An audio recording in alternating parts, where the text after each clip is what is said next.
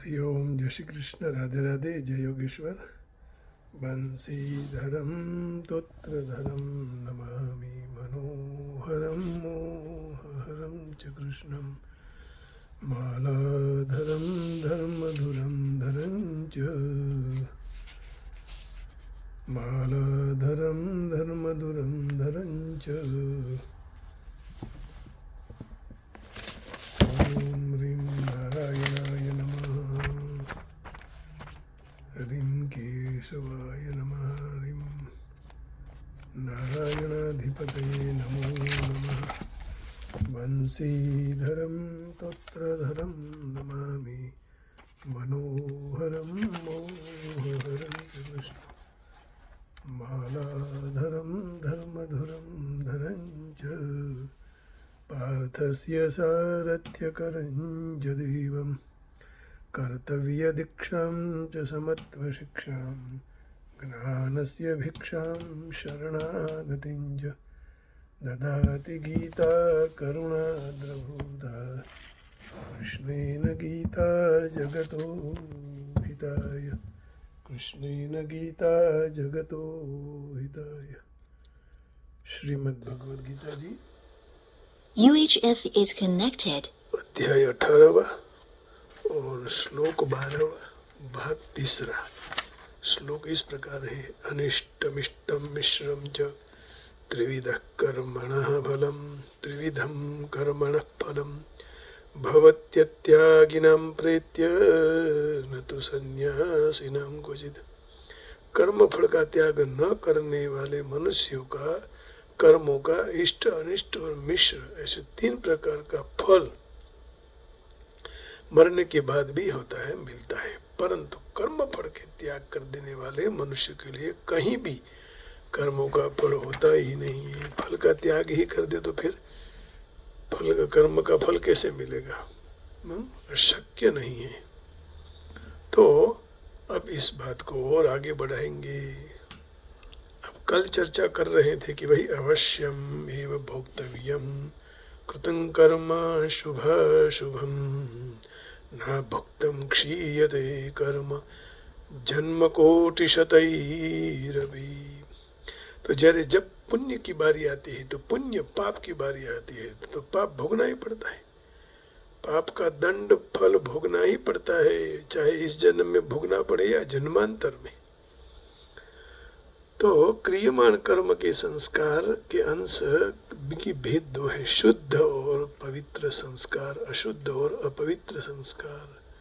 शास्त्र विहित कर्म करने से जो संस्कार पड़ते हैं वह शुद्ध पवित्र है। शास्त्र नीति लोक मर्यादा के विरुद्ध कर्म करने से जो संस्कार पड़ते हैं वह अशुद्ध है। तो कई ऐसे अपने जीवन में संस्कार आ जाते हैं ना खराब, फिर जाते नहीं।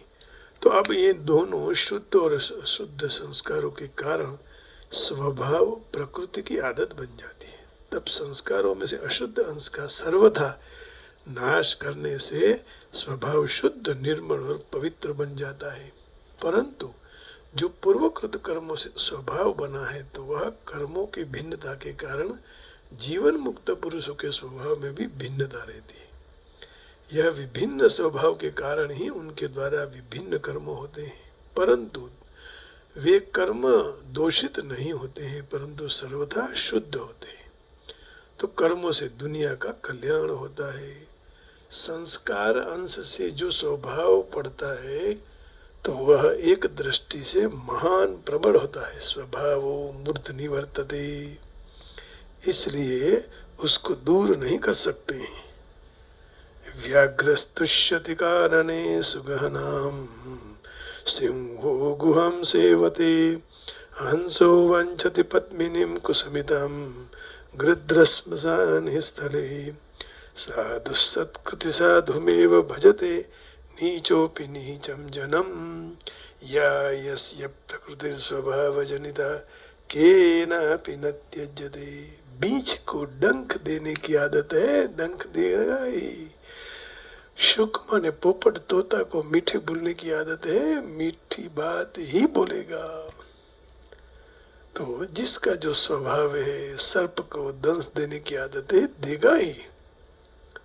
साधु लोग सेवा करते हैं समाज की, संसार की, तो वाघ माने व्याघ्र गाढ़ वन में संतुष्ट रहते हैं, सिंह गहन गुफा का सेवन करते हैं, हंस है वह कमलिनी के पास रहते हैं, खिली हुई कमलिनी के चाहते हैं, या तो गीत स्मशान भूमि में रहने का पसंद करते हैं क्योंकि वहां उनको मिलता है ना। सज्जन पुरुष के द्वारा आचरण वाले सज्जन पुरुषों में और नीच पुरुषों नीच लोकों में रहने की इच्छा रखते हैं। सत्य में स्वभाव से पैदा हुई जो प्रकृति है वह कोई छोड़ नहीं सकता। व्याघ्रस्तुष्यति कारणे सुगहनम सिंहो गुहम सेवते हंसो वंचति पद्मिनीं कुसुमितं गृध्रश्मशाने स्तरे साधु सत्कृति साधुमेव भजते नीचोऽपि नीचं जनम् या यस्य प्रकृति स्वभाव जनिता केनापि न त्यज्यते। कोई छोड़ता नहीं अपनी प्रकृति को, जो स्वभाव है उसको छोड़ते नहीं है। तो उस तरफ ब्राह्मण क्षत्रिय वर्णों का जो स्वभाव है और उनके कर्म की जो प्रधानता रहती है, इसलिए भगवान ने अर्जुन को कहा कि जो कर्म का मोहवश करना इच्छता नहीं है कर्म को, तो वह अपने स्वाभाविक कर्म से बंधा हुआ परवश होकर करेगा। जैसे 18वें अध्याय के 60वें श्लोक में भगवान कह रहे हैं कि कभी फिर आदमी परवश होकर करेगा, परतंत्र होकर करने लगा। स्वभावजेन कौन्तेय निबद्धस्वेन कर्मणः कर्तुं नेच्छसि यन्मोहान् करिष्यस्य वशोऽपि तत्। स्वभावजेन कौन्तेय निबद्धस्वेन कर्मणः कर्तुं नेच्छसि यन्मोहात् करिष्यस्य वशोऽपि तत्। हे कुंती नंदन, अपने स्वभावजन्य कर्म से बंधा हुआ तू मोह के कारण जो युद्ध नहीं करने की बात करता है, नहीं चाहता है, उसको भी तू क्षात्र प्रकृति के परवश होकर करेगा ही, करने वाला ही। स्वभावजेन कौन्तेय निबद्धस्वेन कर्मणा। तो प्रकृति तुझे कर्म में जोड़ देगी, ऐसा कहता है, कहने का भाव है भगवान का। कर्तुं नेच्छसि यन्मोहात् करिष्यस्य वशोऽपि तत्। तो यदि कहना कर्म को तू मोहवश नहीं करने की इच्छा रखता है, फिर भी स्वाभाविक कर्म से बंधा हुआ परवश होकर करेगा। अब इसमें विचार करने की एक बात है कि एक तरफ स्वभाव की महान प्रवणता है, उसको कोई छोड़ नहीं सकता है। दूसरी तरफ मनुष्य के उद्योग की महान प्रबलता है कि जो मनुष्य सर्व कुछ करने में स्वतंत्र है। इसलिए दोनों में किसका विजय होगा, किसका पराजय होगा, इसमें विजय पराजय की बात नहीं है। अपने अपनी जगह दोनों प्रबल हैं, परंतु यहाँ स्वभाव न छोड़ने की बात है। तो जाति विशेष के स्वभाव की बात है। तात्पर्य यह है कि जीव जो वर्ण में जन्मा हुआ है, जैसा रजवीर्य था उसके अनुसार बना उनका स्वभाव है, उसको कोई बदल नहीं सकता, है ना। तो आति वह स्वभाव दोषित नहीं है, लेकिन निर्दोष है। जैसे कि ब्राह्मण क्षत्रिय वर्णों का जो स्वभाव है वह नहीं बदल सकते, तो स्वभाव उसको बदलने की आवश्यकता भी नहीं है, क्योंकि बदलने के लिए शास्त्र भी नहीं कहता है। परंतु उसके स्वभाव में जो अशुद्ध अंश राग देश है उसको दूर करने का सामर्थ्य भगवान ने मनुष्य को दिया है, इसलिए दोष को दूर कर सकता है। इसलिए जो दोषों से मनुष्य अशुद्ध बना है, उस दोषों को दूर कर मनुष्य स्वतंत्रता पूर्वक अपने को शुद्ध बना सकता है ना। ये मनुष्य में ही ऐसी समझन भगवान ने दी है, ऐसा सामर्थ्य दिया है। मनुष्य यदि चाहे तो कर्म योग की दृष्टि में अपने प्रयत्न से राग द्वेष को दूर कर स्वभाव शुद्ध बना दे, राग द्वेष दूर कर स्वभाव को शुद्ध बना दे। तीसरे अध्याय के 34वें श्लोक में भगवान कह रहे हैं कि भाई स्वभाव सुधर गया तो सब मंगल हो गया। स्वभाव विजयो भवेद वदति वल्लभ श्री हरे। तो स्वभाव छोड़ना दुरित है, कठिन है, लेकिन छोड़ सकते हैं। इंद्रियस्येन्द्रियस्यार्धे रागद्वेषौ व्यवस्थितौ तयोर्न वशमागच्छेत्तौ यस्य परिपन्थिनौ। इंद्रियस्येन्द्रियस्यार्धे रागद्वेषौ व्यवस्थितौ तयोर्न वशमागच्छेत्तौ यस्य परिपन्थिनौ।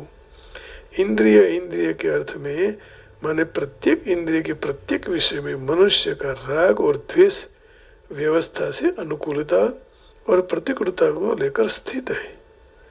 मनुष्य इन दोनों को वश न होना चाहिए, क्योंकि ये दोनों ही उसके कल्याण मार्ग में विघ्न डालने वाले शत्रु हैं।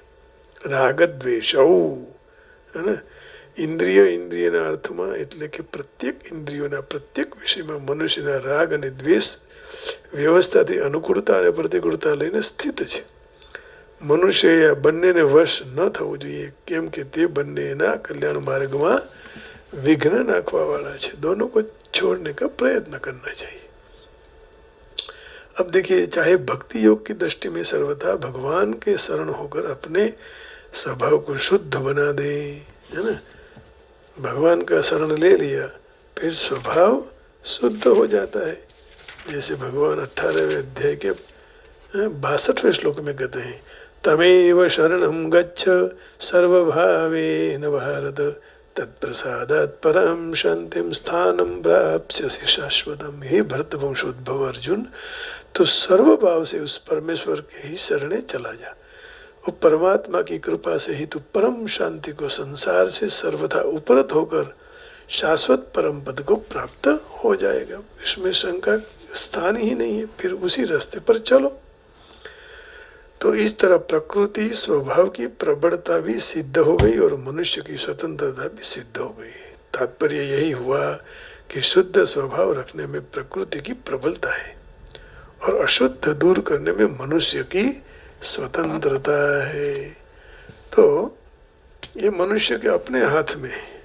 तात्पर्य यही हुआ कि शुद्ध स्वभाव रखने में प्रकृति की प्रबलता है, वो करती है, साथ देती, लेकिन हमारी स्वतंत्रता है हमें रखना या नहीं. जैसे लोहे की तलवार को पारस यदि स्पर्श करा दिया जाए तो वह तलवार सोना बन जाता है. उसी तरह उसकी मार, धार और आकार तीनों नहीं बदल पाते. तो सोने बदलने में पारस की प्रधानता रही, लेकिन मार धार आकार में तलवार की प्रधानता ही रही. वो तो जैसी थी वैसी ही रही.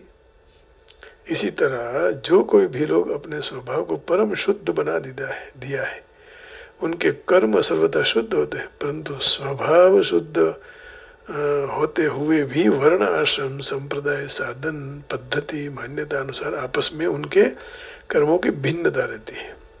जैसे कोई ब्राह्मण को तत्वबोध हो गया तो भी खान पान में पवित्र रखेगा और अपने हाथ से बना हुआ भोजन ही ग्रहण करेगा, क्योंकि उसके स्वभाव में पवित्रता है. परंतु कोई सामान्य जन साधारण वर्णवाड़ा का तत्वबोध हो जाए तो खान पान आदि में पवित्रता नहीं रखेंगे. जैसे कई लोगों को पवित्र वो क्या बोले तत्वबोध हो जाएगा लेकिन शुद्धि नहीं होगी, किसी का ऐठा भी खा लेंगे झूठा. तो जिसका जो स्वभाव पड़ा है वही स्वभाव रहा है माने, परंतु ऐसा स्वभाव इसके लिए दूषित नहीं होगा. तो किसी का स्पर्श होने से कोई फायदा नहीं है. जीव का असत के साथ संबंध जोड़ने का स्वभाव अनादिकाल से बना हुआ है, जिसके कारण वह जन्म मरण के चक्कर में पड़ा हुआ है, बारंबार ऊंच नीच योनियों में जाता है. उस स्वभाव को मनुष्य शुद्ध कर सकता है, अर्थात उसमें जो कामना ममता और तादात्म्य है उनको दूर कर सकता है. कामना ममता तादात्म्य दूर होने के बाद जो स्वभाव रहता है वह स्वभाव दूषित नहीं है, इसलिए वह स्वभाव को दूर करने वाला नहीं है, दूर करने की आवश्यकता भी नहीं है. जब मनुष्य अहंकार का आश्रय छोड़कर सर्वथा भगवान के शरण चला जाता है तब उसका स्वभाव शुद्ध हो जाता है.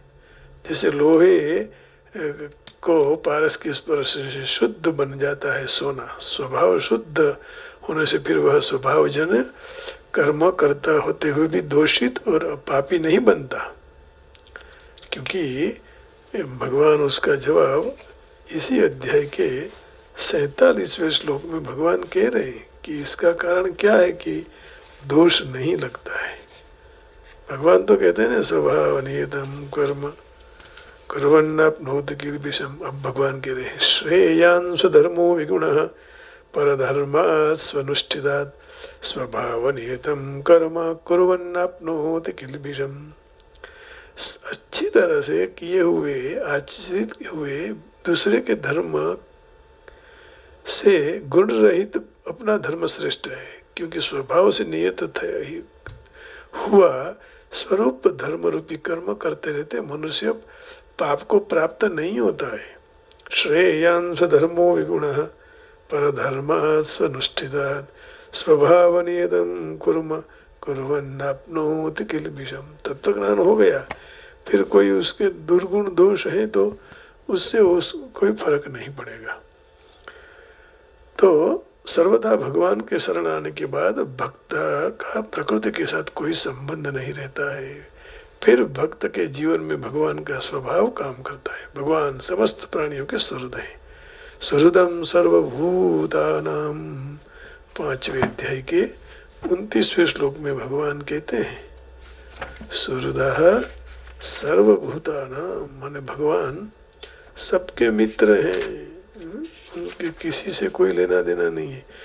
भोक्तारम यज्ञ तपसाम सर्वलोक महेश्वरम सुहृदम सर्वभूतानाम ज्ञात्वा माम शांति मृच्छति। मुझे सर्व यज्ञ और तपों का भोक्ता, सारे लोगों के ईश्वरीय, ईश्वर का भी ईश्वर, सारे प्राणियों के सुहृद माने स्वार्थ रहित दयालु प्रेमी जानकर भक्त शांति को प्राप्त हो जाते हैं। भगवान कैसे हैं? दयालु है। कहते हैं મને સર્વ યજ્ઞોને તપોનો ભોગતા, બધા જ લોકોના ઈશ્વરનો ઈશ્વર તેમજ સારા પ્રાણીઓનો સુહૃદ એટલે કે સ્વાર્થ વિના દયાળુ અને પ્રેમી જાણીને ભક્ત શાંતિને પ્રાપ્ત થઈ જાય છે। सारा जगत स्वार्थ से भरा हुआ है, एक ही ईश्वर निस्वार्थ प्रेम करता है, सब स्वार्थ से प्रेम करते हैं। इसलिए कहा सुहृद सर्वभूतानां ज्ञात्वा माम शांति पृच्छति भोक्तारम यज्ञ तपसाम सर्वलोक महेश्वरम। तो भक्त भी समस्त प्राणियों का सुहृद हो जाता है ना। सुहृदः सर्वदेहिनाम 3 अध्याय में भगवान इसकी पूर्ति करते हैं। 3 अध्याय के 25वें श्लोक में 21 भी बताया और 25वां भी बताया। तो पहले 21वां देख लेते हैं। सुहृदः सर्वभूतानां ज्ञात्वा मां शान्तिमृच्छति यद्यदाचरति श्रेष्ठः तत्तदेवेतरो जनः स यत्प्रमाणं कुरुते लोकस्तदनुवर्तते। श्रेष्ठ पुरुष जो जो आचरण करते हैं अन्य मनुष्य के भी उसके ऐसा ऐसा आचरण करते हैं, तो जो कोई भी प्रमाण कर देते हैं दूसरे मनुष्य प्रमाण उसी प्रमाण आचरण करते हैं। जैसे बड़े लोग आचरण करेंगे वैसे पीछे पीछे वाले करेंगे ना। माँ बाप जो करेंगे वही बच्चे करने वाले हैं। सक्ता कर्मण्य विद्वांसो यथा कुर्वन्ति भारत कुर्यात् विद्वांस तथा शक्तश्चिकीर्षुर्लोक संग्रहम। हे भरतवर्ष अर्जुन, कर्म में आसक्त हुए अज्ञानी जन जिस प्रमाण कर्म करते हैं, आसक्ति रहित तत्वज्ञान महापुरुष भी लोक संग्रह की इच्छा नहीं रखता है। उसी प्रमाण कर्म करे तो सावधान तत्वज्ञ महापुरुष कर्मों में आसक्ति रखने वाले अज्ञानी मनुष्य की बुद्धि में भ्रम उत्पन्न न करे, परंतु स्वयं सारे कर्मों को अच्छी तरह से करता रहकर उनके पास ही कर्म करावे। तो ये विद्वान का लक्षण है। इस तरह कर्मयोग की दृष्टि में जब मनुष्य राग द्वेष को दूर कर देते हैं तब उनके स्वभाव की शुद्धि हो जाती है, जिनसे उनमें स्वभाव दूर होकर केवल दुनिया के हित का भाव अपने आप हो जाता है। जिस तरह भगवान का स्वभाव प्राणी मात्र का हित करना है, उसी तरह उनका स्वभाव प्राणी मात्र का हित करने का हो जाता है। जब उनके सारी चेष्टाएं प्राणी मात्र के हित में हो जाती है तब उनके भगवान की सर्वभूत शक्ति के साथ एकता हो जाती है और उसके स्वभाव में भगवान की सुहृदता शक्ति कार्य करने लगती है। वास्तव में भगवान की वह सरलता सर्वसुरता शक्ति मनुष्य मात्र के लिए समान तरह से खुली हुई है, परंतु अपने अहंकार और राग देश के कारण उस शक्ति में विघ्न आ जाता है, अर्थात शक्ति कार्य नहीं करती। महापुरुषों में अहंकार व्यक्तित्व राग द्वेष नहीं रहता, इसलिए उनमें यह शक्ति काम करने लग जाती है। तो कर्म तीन प्रकार के हैं, संचित कर्म, प्रारब्ध और स्फूर्णा। एक फल का अंश है प्रारब्ध और संस्कार का अंश है स्फूर्णा। यहीं तक इसका आज सत्संग रखेंगे, क्योंकि ये और 4-5 दिन शायद चलेगा, इतनी बड़ी चर्चा इसमें कर्म की है। आइए इंग्लिश में ट्रांसलेशन देख लेते हैं। Agreeable, disagreeable and mixed, three fold indeed in is the fruit that occurs after death from the actions of the unrenouncing, but there is a none whoever whatsoever for those who have renounced। तो अब भगवान उसी का अर्थ हम देख लेते हैं 12वें में।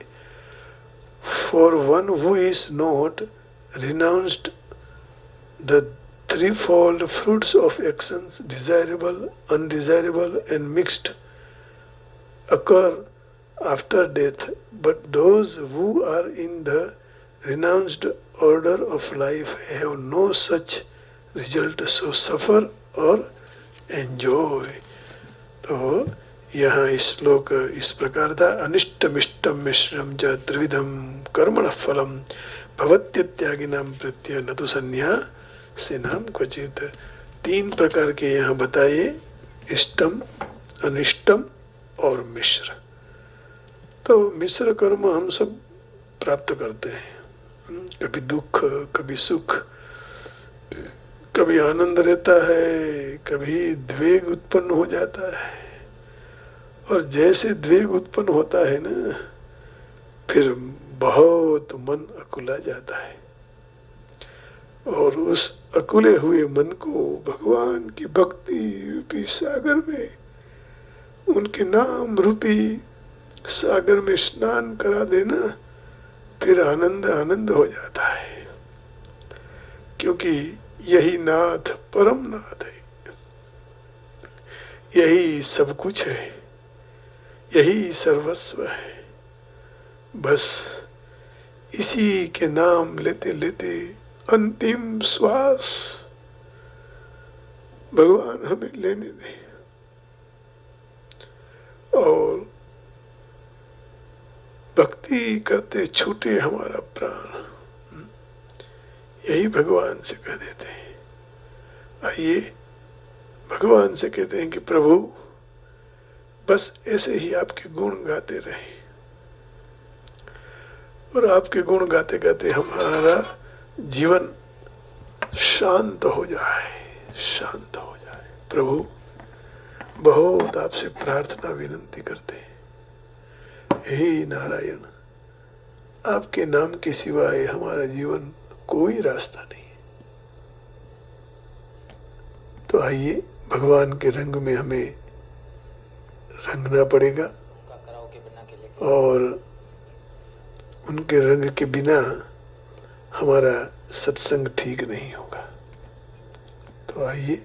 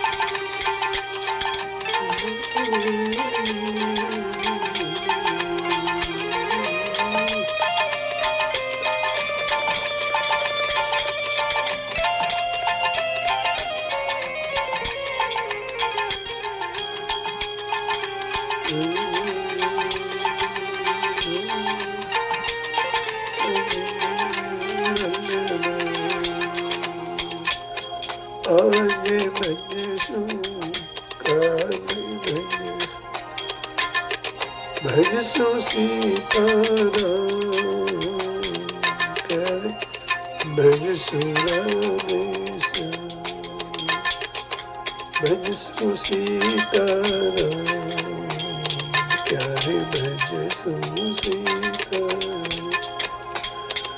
શ્વાસ ફૂટશે નાડી તૂટશે શ્વાસ ખૂટશે નાડી તૂટશે પ્રાણ નરે તારા અંગમાં તો રંગાઈ જાને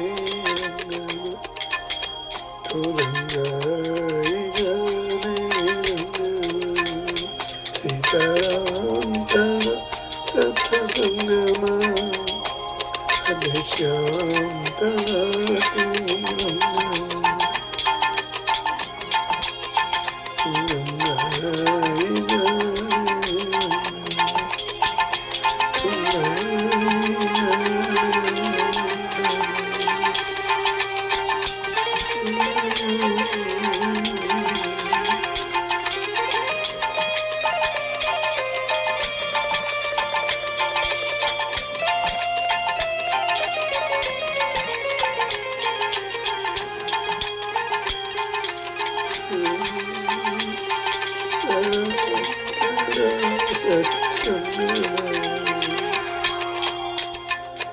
જીવ જાણતો જાજો જીવ શું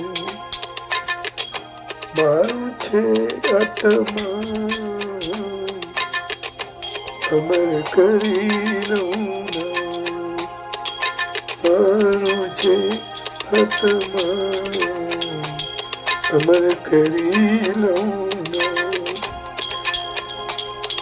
તેનું આવશે જમનું જ્યારે તેનું આવશે જમનું જ્યારે જાવું પડશે સંગમાં રંગાઈ જાને તો રંગાઈ સીતારામ તારા સત્સંગ રાધેશ્યામ રંગાઈ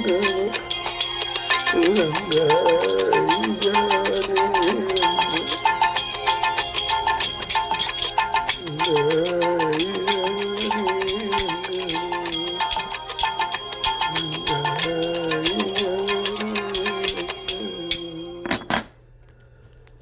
સીતારામ તણા રાધેશ્યામ તણા સત્સંગમાં બધા રંગાઈ જઈએ, આપણું મંગલ થાય। जय श्री कृष्ण। अपना हृदय में बैठे हुए सीताराम और राधे श्याम को प्रणाम करके वाणी को विराम देता हूँ।